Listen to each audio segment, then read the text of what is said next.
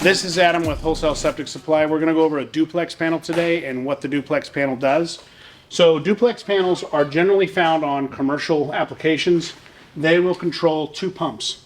So they'll have two contacts and two sets of breakers for two different pumps. And the reason is, and the theory behind it is, it's pretty accurate, is if you have two pumps, if one goes down, you still have the secondary pump to kick on and take over the workload. So what it does is it alternates the pumps, and that extends the life because on one cycle one pump runs, and then on the next cycle the other pump runs. So theoretically it doubles the life of the unit, okay, when it's brand new. So it gives you redundancy so you don't go down. There's a lot of benefits to it. So what makes it alternate here is this orange box. It's an alternating relay. So right now it's in position 1. So that is position 1. Then it rotates over automatically to position 2. So then that light will turn on. So when the floats come up and down, the pump turns off and it rotates automatically. There's no need for you to do anything. So you'll see also that this automatically goes in. This is taking the load. So the float switch is not taking the load on these panels generally because it's high voltage, or it's higher voltage. It's still single phase, but it's 220. And the float switches are not designed to take the amp load that these can take. So your floats last a lot longer. If something goes wrong, you can just change out these relays here. You don't have to get into the tank. So it helps with all those components. You can test your pumps so you can see if each one are working too with the pump test switch. So that's also nice. Is that pump working? Yes. Is that pump working? Yes.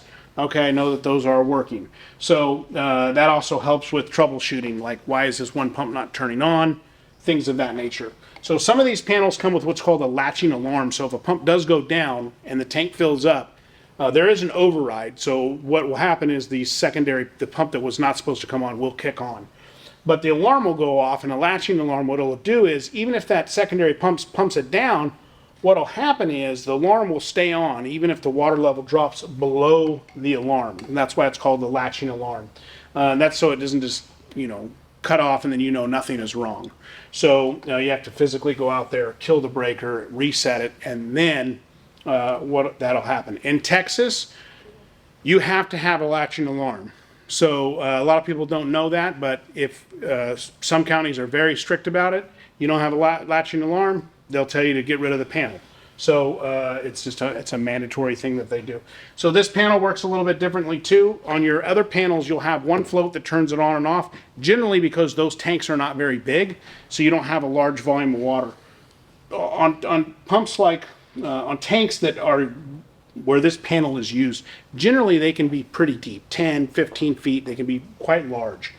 So what you'll have is you'll have multiple floats, and the multiple floats, what they do is you have an off float and you have an on float, okay?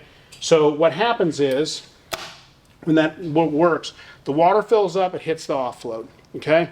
Then it comes up and it turns the on float off. Well, you have a certain amount of area that you need to pump down.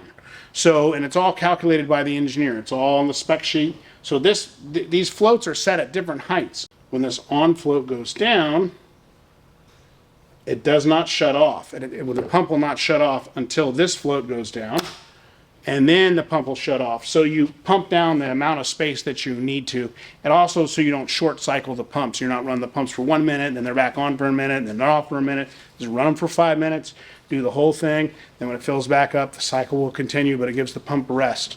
So that's pretty much it. So you have an override float too. This third float here is in case one pump doesn't work. Then it'll come on no matter what. The other pump will, if that one pump is bad, and it'll kick it on to pump your system down. If you guys have any questions or comments, please leave them, and we will be happy to answer them for you. Thank you very much.